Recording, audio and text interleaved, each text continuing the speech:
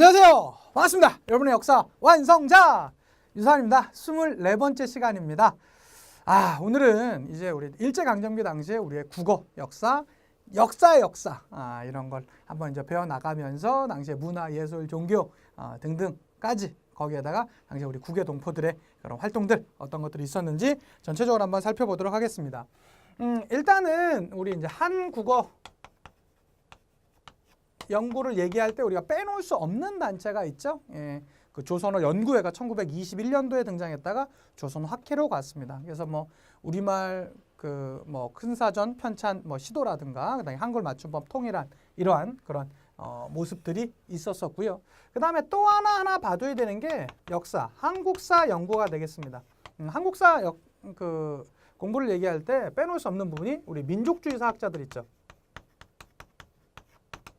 민족주의 사학자 대표적인 사람 박은식, 신채호, 뭐 정인보 이런 분들 꼭 기억해 두셔야 될 것입니다. 이들이 그 노력을 하면서 했었던 거, 우리 민족이 기본적으로 갖고 있는 그런 정신, 신채호 쌤 같은 경우는 난가사상, 박은식 쌤 같은 경우는 혼, 그 다음에 정인보 선생 같은 경우 우리 뭐 이런 것들을 중요하게 여겼던 그것뿐만 아니라 실증적으로 증명하고자 하는 실증 사학도 있었었고요.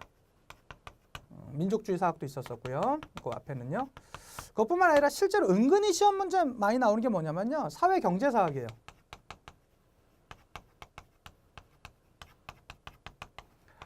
사회경제사학 하면 우리가 빼놓을 수 없는 게 우리 백남훈 선생인데요. 백남훈 같은 경우는요. 일제가 만들었던 식민주의 사관 중에 가장 탄탄했던 내용이 정체성 논의거든요. 역사, 전 세계 역사는 동일한 발전 단계를 겪게 되는데 조선 니네 역사는 되게 별로야. 정체돼 있었어. 그런데 우리가 니네를 식민지 삼아줌으로써 니네 역사가 상당히 그 정체를 극복하고 발전돼 가고 있어 라고 얘기를 했었습니다. 그런데 다른 역사학자들은 이것을 그렇게 효율적으로 방어하지 못했었어요. 그런데 누가? 백남훈이 나서서 그래? 니네가 말했던 좋아. 그대로 마르크스의 유물사관에 입각해서 역사 5단계 발전설에 입각해서 내가 증명해 주지 라고 하면서 그것을 멋지게 증명해 냅니다. 그렇게 되면서 일본의 그런 식민주의 사학을 무너뜨리는 계기가 되었던 게 바로 이러한 그런 연구들이 있었다라는 거. 실증주의 사학에는 이제 뭐 대표적인 뭐 이병도 그런 같은 양반이 있었었죠. 그렇게 봐주시면 좋겠습니다. 전체적으로 이런 흐름들 문제 보시면서 조금 뒤에 더 자세하게 좀 설명해드리도록 할게요. 자, 봐주시면요 이렇게 나오죠. 쌤들 교재 189페이지 제일 위에 문제입니다. 24회 43번인데요. 다음 잡지를 발간한 단체라고 나와 있는데요. 여기 이제 한국어 연구의 가장 중심에 있었던 조선어 연구회. 조선어 연구회가 이름이 바뀐 게 1931년도에 조선어 학회거든요. 그래서 그 단체이죠. 자, 한글이라고 나와 있고요. 자, 그러니까 지금 조선어 학회에 대해서 찾아가면 되는 것입니다. 딱 봤더니 기억해요. 태극서관을 운영하였었다. 태극서관은요 어디입니까? 민회, 신민회에서 운영했던 것이죠. 태극서관, 자기회사 이런 거 신민회랑 관련이 있습니다. 기억 틀렸고요. 니은은요. 한글 맞춤법 통일안을 제정했다. 맞고요. 밀립대학 설립운동을 여기서 했다고요? 아니, 한글이 중요하다고 우리 지금 조선어 연구하고 있는데 밀립대학 설립운동은 밀립대학 설립 기성회가 했겠죠. 그래서 그것과는 관련 없고요. 리을입니다. 우리말 큰사전 편찬을 시도했다라고 하는데 이 표현이 정확히 맞습니다. 왜 그러냐면 이 조선어 학회는요. 조선어 학회 사건이라는 1942년도 사건에 의해서 해산이 되거든요. 근데 그때까지 우리말 큰사전은 편찬을 계속 만들고 있었대요. 그러다가 광복 이후에 요것을 완성하게 되니까 요때까지는 편찬을 시도했다라는 표현이 정확한 표현입니다. 그래서 니은과 리을 정답 5번 이렇게 봐주시면 또 이거 중에 국어 선생님들 계실 텐데 제가 번데기 앞에서 주름을 잡은 격이라고도 할 수 있겠네요. 자, 어쨌든 됐고요. 다음 거 한번 보도록 하겠습니다. 20회 43번인데요. 딱 보니까 한국통사 누가 저수를 하셨습니까? 박은식 선생께서 했었고요. 그 다음에 조선사 연구 이거 누가 있냐면 정인보. 그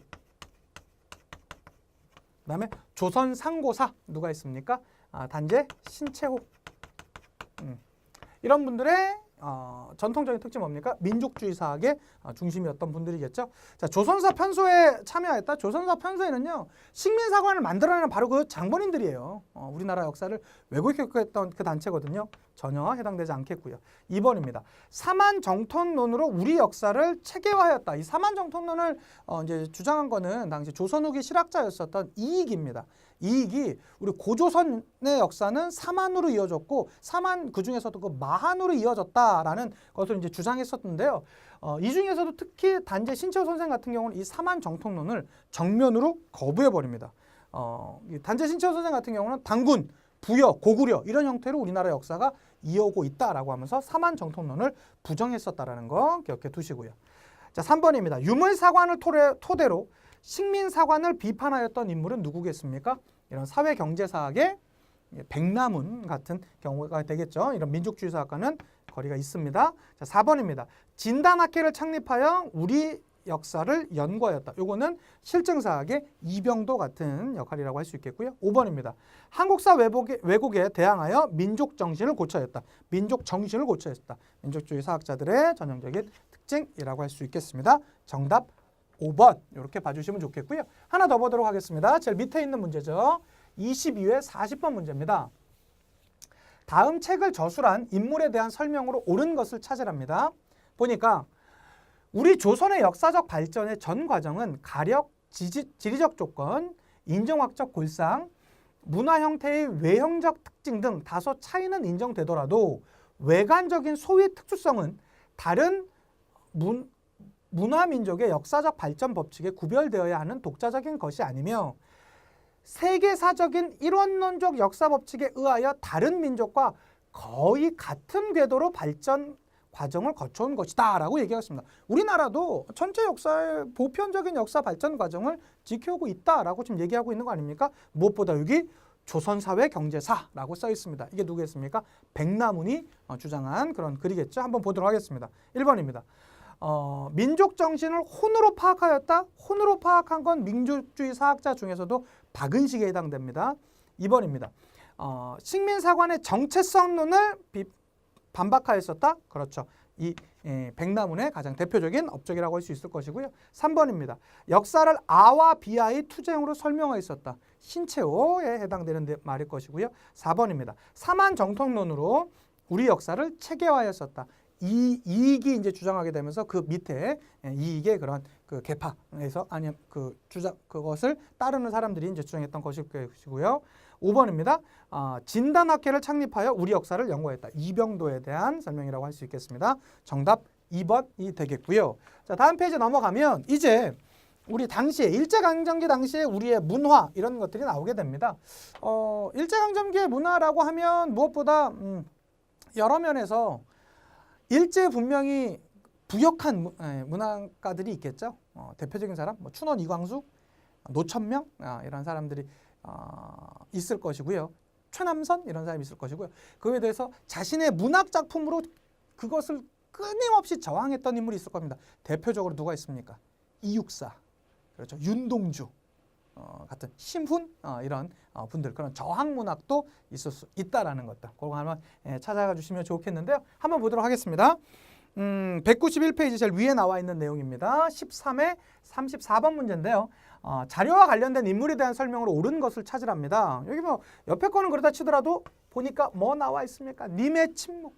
님은 같습니다.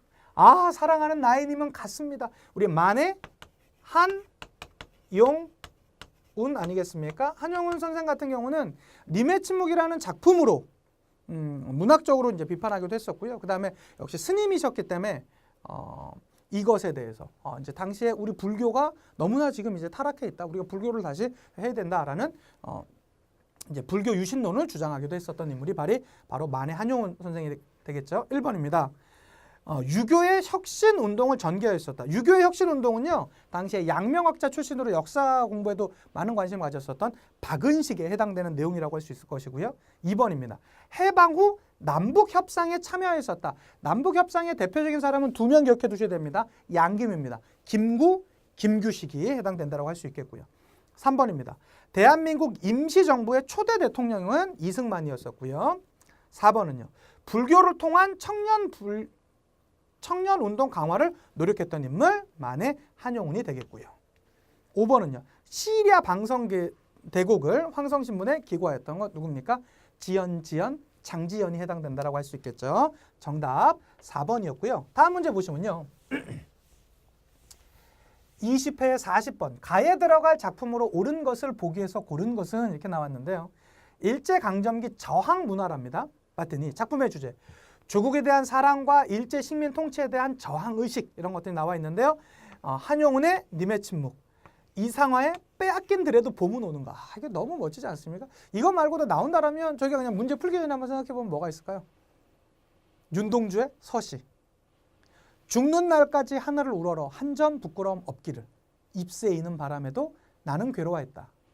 별을 노래하는 마음으로 세상 모든 죽어가는 것을 사랑해야지. 그리고 나에게 주어진 길을 걸어야 되겠다. 오늘 밤에도 별이 바람에 스치운다. 이게 참 제가 유일하게 외우고 있는 시인데요. 시를 볼 때마다 참 다시 한번 이 정화가 되는 정말로 참 좋은 문학 작품이 아닐까 싶습니다. 그런 작품도 있을 것이고, 시문의 그날이 오면 이런 것들도 있을 수 있겠죠. 이육사, 광야 이런 것도 있을 수 있겠고요. 한번 보도록 하겠습니다. 기억입니다. 이육사의 광야 맞겠죠? 대표적인 그런 이제 저항 문화. 그다음에 니은입니다. 시문의 그날이 오면 그렇고요. 디귿입니다. 최남선의 해익에서 소년에. 최남선은 이제는 변절한 문학가로 이제 대표적인 사람이고요. 해익에서 소년에게는 그다음에 일제강점기 이전에 만들어졌습니다. 그 신채시라고 해서 1908년에 만들어진 바로 이제 그 시가 되겠고요. 리을은요. 노천명의 님의 부르심을 받들고서 이름부터가 딱 보면 이거 뭡니까? 님의 부르심을 받고서 우리 뭐 하자? 전쟁터에 나가서 장렬하게 죽자라는 내용이잖아요. 이런 그러니까 대표적인 친일 문학가 노천명 기억해 두시면 되겠습니다. 그래서 정답은 기억과 니은 하면 1번 이렇게 이제 찾아가시는 데는 크게 어려움이 없고요. 자, 19번 보겠습니다. 그 다음 문제 보겠습니다. 19회 42번입니다.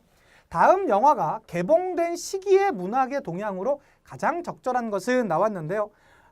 리랑 아리랑 감독 나운규로 나와 있습니다. 지금 영지는 죽음의 길을 가는 것이 아니라 갱생의 길을 가는 것이오니 여러분 눈물을 거두어 주십시오 라고 지금 얘기하고 있습니다. 이거 뭡니까? 리랑 아리랑 1926년에 나온 영화로 알려져 있죠. 그러니까 1920년대 우리나라 문학의 동향에 대해서 옳은 걸 찾아라 라는 것이겠죠. 1번입니다.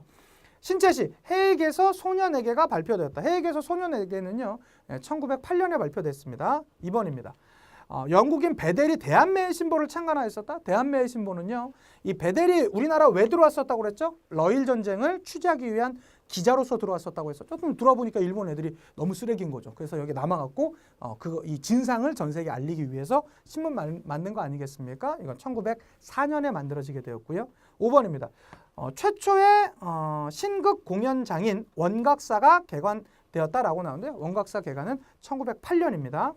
그 다음에 4번 보기가 약간 어려웠어요. 경부철도가와 같은 계몽적 성격의 창가가 등장했다라고 하는데 아마 이게 경부 그 철도가 1905년에 놓이잖아요. 근데 그거를 약간 헷갈려 있으면 그래도 1905년이니까 좀 할 수 있었을 텐데요. 어쨌든 이 창가가 들어갔다라는 건 요게 다 성격적으로 시대적으로 1900년에서 1910년 정도까지 나왔던 것이거든요. 이 경부철도가는 1908년에 만들어진 작품으로 알려져 있습니다. 근데 요게 약간 생소했을 것 같아요. 경부철도가 같은 거. 저희는 지금 알지도 못하는 노래인데요. 자, 5번은요. 어쨌든 창가가 고시됩니다. 기억해 두시고요. 5번은요. 사회주의 영향을 받은 신경영파 작가들이 활동하였었다. 사회주의는 언제 들어왔다고 했습니까? 1920년대 초에 들어오게 되면서 20년대 이후에는 우리나라 이제 독립운동 쪽이라든가 아니면 문학 쪽에도 상당히 많은 영향을 주었습니다. 이게 20년대 대표적인, 20, 30년대 대표적인 작품이 바로 이런 작품이라고 할 수 있겠죠. 그래서 정답은 5번 찾아가 주시면 된다라는 거 기억해 두시면 되겠고요. 자, 다음 한번 보도록 하겠습니다. 자, 이게 다음 장 보시면요. 여기 파트 문제가 사실은 이 문제가 2점짜리 나왔는데 제가 볼 땐 2점 더 됩니다. 요거 문제가 생각보다 조금 까다롭지 않았냐라는 생각을 하게 되는데요. 이제 우리 약간의 이제 독립운동까지 이제 만주나 간도 지역의 독립운동과 함께 그 외에 그런 이제 독립운동들, 특히 우리 이제 만주나 연해주 지역은 우리나라 무장 독립운동의 가장 중심적인 역할을 했던 지역이라고 할 수 있을 것이고요. 그 외에 일본에서도 나름 28 독립선언에서도 알다시피 일본 본토에서도 우리의 독립운동이 있었다라는 거. 그 외에 우리 동포들은요 여러 지역으로 또 많이 나뉘어지게 되었습니다. 미주 지역에도 이제 가게 되는 그런 모습들이 있었었죠. 한번 보자면 여기 파트에서 이제 선생님들이 많이 헷갈려하시는 게 만주나 간도를 이렇게 완벽하게 구분을 하지 못하면 조금 힘들어질 수가 있거든요. 제가 좀 구분을 해드리자면 이렇게 됩니다. 그 이제 우리 지도가 이렇게 있죠. 여기에서 러시아가 1860년 이후에 차지했던 지역이 있어요. 어디냐면 여기 지역입니다. 바다랑 연해 있는 지역. 여기가 바로 이름하여 무슨 지역입니까? 해주, 연해주. 연해주의 가장 대표적인 지역 뭐가 있습니까? 블라디보스토크가 있겠죠. 이렇게 두셔야 될 것이고요. 이 연해주 지역 말고 여기 지역 전체를 우리는 뭐라고 합니까? 만주 지역이라고 합니다. 만주 지역 안에 포함된 지역으로 우리나라 국경선 근처에 있는 지역 여기를 뭐라고 합니까? 간도 지역이라고 합니다. 흔히 간도 지역은요 반을 뚝 나눠서 북간도, 서간도 이렇게 나눕니다. 서간도의 가장 대표적인 지역이 신흥무관학교 같은 거 만들어졌었던 삼원보라고 할 수 있겠고요. 북간도의 대표적인 지역은 용정, 명동으로 이제 알려져 있는 지형이겠죠. 청산리 대첩이나 봉오도 전투 다 이제 여기에 이제 있었던 것이고요. 그다음에 그 외에는 만주 지역 더 크게 보면 이렇게 이제 우리가 흔히 나뉘어집니다. 근데 여기서는요 지금 연해주 지역과 지금 이 만주 지역에 대해서 얘기하고 그 간도 지역에 대해서 얘기하고 있습니다. 자 한번 보자면 자 가요. 이제 그 홍경이라고 하는데요. 여기가 바로 이 삼원보 지역이 있었던 지역으로 알려져 있거든요. 조선 그 삼원보 지역이 아니군요. 삼원보 지역은 이제 유하 지역이 되겠고요. 이 흥경이라고 하게 되는데 그러니까 영릉과 흥경성 전투에서도 알다시피 이 남만주 지역 그러니까 이 서간도 지역은 만주를 크게 보자면 북만주, 남만주 이렇게 나누지 않습니까? 그러니까 이 서간도 지역은 서간도이기도 하지만 남만주 지역이기도 합니다. 그런데 30년대 중반에 이 30년대 초반에 한중연합작전에 보면 이 북만주 지역에는 한국 독립군이 있었고요. 남만주 지역에선 조선혁명군이 양세봉 장군의 그런 역할에 의해서 흥경성 전투랑 영릉가 전투에서 승리를 거두거든요. 그러니까 조선혁명군의 이 내용은 맞는 내용입니다. 그렇고요. 나 보도록 하겠습니다. 유하현. 유하현이 바로 어디냐면 삼원보 지역이 이 안에 있는 것인데요. 삼원보 지역이 그 안에 있게 되니까 여기선 신흥무관학교가 있게 되었었고요. 그 신흥무관학교 졸업생들이 중심이 되어서 만들었던 부대가 뭐냐면 설호군정서군이에요. 그러니까 이 청산리 대첩을 이끌었었던 대표적인 부대는 북로군정서군이죠. 그다음에 여기 유하현에 있었던 부대는 설호군정서군이라는 거 요거 좀 구분해 주셨으면 좋겠습니다. 이거 뭘로 알 수 있냐면 북간도, 서간도 이렇게 구분하는 게 바로 이제 거기서 이제 시작된 것이겠죠. 그래서 이 유하현의 설호군정서군 맞는 내용입니다. 그다음에 다지역 청산리 지역에 있었던 중광단이 확대 개편되어서 등장했었던 부대가 바로 북로군정서군 다 맞는 내용이 되겠고요. 자, 라지역 대한독립군 이렇게 나왔는데 대한독립군 맞습니까? 요거 이끌었던 장군 누구죠? 홍범도 장군이 이 봉오동 전투에서 이끌었었죠. 1, 2, 3, 4는 다 맞고요. 자, 마 보니까 블라디보스토크에서 한국광복군 나왔는데요. 아닙니다. 한국광복군 언제 등장했었죠? 1940년에 저기 중국에서도 내륙 지역인 충칭 지역에 있었던 것이죠. 여기 있는 이 연해주 지역과는 전혀 관련이 없다라는 것. 연해주 지역에서는 대한광복군 정부 같은 그런 여러 조직들이 등장했었습니다. 그 외에도 여러 지역들이 있었죠. 그래서 정답은 이 5번이 틀린 복이다라는 거 봐주셨으면 좋겠고요. 나머지 하나 더 보시면 요거 지우기 전에 괜히 지웠다. 여기 보시면 여기 연해주 지역에서는요, 새로운 한인들이 모여 사는 신안촌이라든가 이런 게 있었고요. 우리 동포들이 생각보다 많이 있었습니다. 그런데요, 일제가 1930년대가 넘어오면서 이제는 만주 지역을 침략해 오다 보니까 소련들은 어떻게 합니까? 그 소련 정부에서는요, 이거 우리나라 사람들은 딱 보면 일본 사람, 조선 사람 대충 구분합니다. 그런데요, 우리가 그 흑인분들 구분 못하는 것처럼 그 사람들도 우리 보면 똑같대요. 그러니까 어떻게 됩니까? 이 연해주 지역에 있었던 우리 동포들을요 강제로 중앙아시아로 이주시켜 버립니다. 그들을 가리켜서 고려인이라고 하는데요. 그것을 러시아어로 뭐라고 하냐면 까레이스키라고 합니다. 까레이스키. 요때 까레이스키 갔던 분이 홍범도 장군이라든가 대표적인 그런 분들이 계셨던 거죠. 정말로 말도 못했대요. 어느 날 갑자기 야 바로 출발이야. 준비해. 그러면 이제 솥이나 뭐 이런 거 준비해서 그냥 열차에 태워놓은 것이죠. 또 여기가 엄청나게 뭐냐. 중국을 거의 관통해 가는 것인데요. 중국을 거의 다 가로질러 가는 거니까 몇 날 며칠을 갔겠죠. 가서 딱 내렸더니 아무것도 없습니다. 거기서 또 이제 개척해서 이제 살아가셨던 분들이죠. 그래서 저희 TV나 이런 데서 종종 보면 그 이제 까레스키 고려인 뭐 3세, 4세 이렇게 해서 이제 나오지 않습니까? 제가 볼 땐 그분들 당연히 우리나라 국민들이며 우리 동포시고요. 예. 그렇기 때문에 그분들도 우리와의 그런 연계성이나 이런 것들을 가져가기 위해서 좀 더 우리가 또 선생된 자들로서 같이 노력해 주시면 어떨까 싶습니다. 보도록 하겠습니다. 여기 봤더니요. 여기 가지역, 바로 연해주 지역 얘기하고 있는 거 아닙니까? 연해주 지역에서 쭉 나와 있는 것인데요. 정답 찾긴 쉬워요. 신안촌 기념비라고 찾아버리면 됩니다. 2번은요. 하얼빈역 나왔는데 하얼빈역은 북만주 지역에 있는 그런 지역이었었고요. 자, 윤동주 생가 이렇게 해서 나오게 되는데요. 윤동주 생가는 명동, 그러니까 용정 바로 옆에 가봐 그 어떻게 보면 이제 가치도 보이고요. 그렇게 되는데 여기 있는 이 북만주 지역에서 나와 있거든요. 특히 이 윤동주 선생의 그 시를 보면 뭐 이제 뭐 내 고향 이제 뭐 간도, 뭐 북간도 뭐 이렇게 하면 이제 쭉 작품 나오는 것들이 있지 않습니까? 그래서 요거는 지금 북간도 지역 얘기하는 것이고요. 북만주가 아니라 북간도입니다. 그다음에 서전서숙도 역시 마찬가지입니다. 그 명동 지역이라는 명동이 우리 서울에 있는 그 명동이 아니고요. 여기 이쪽에 있는 이 북간도 지역의 그런 이제 명동이 되겠습니다. 그다음에 상하이 임시정부의 정부청사 상하이라고 나와 있는데요. 상하이는 어디입니까? 여기 양쯔강 하류 지역의 그런 이제 그 지역이라고 할 수 있겠죠. 요 연해주 지역 하나 기억해 두셨으면 좋겠고 뭐 신안촌이라든가 신안촌에서 만들어진 뭐 성명회, 대한광복군정부, 대한국민의회 이런 것들 다 연해주랑 관련이 있다라는 거 같이 구분해 주시면 좋겠고요. 그 외에 뭐 미주 지역에서 대조선 국민군단이라든가 이런 조직도 있었다라는 것들 192페이지에 자세히 나와 있으니까 같이 봐주시면 좋겠습니다. 자, 이것으로 인해서 이제는 일제강점기까지 끝났고요. 우리 다음 강부터는 우리 현대사 파트 한번 선생님들과 같이 공부해봤으면 좋겠습니다. 간단하게 한번 내용 한번 읽어오시고 그다음에 문제 풀어오시는 거 잊지 않으셨으면 좋겠습니다. 수고 많으셨고요. 다음 강에 찾아뵙도록 하겠습니다. 역사가 완성되는 그날까지 와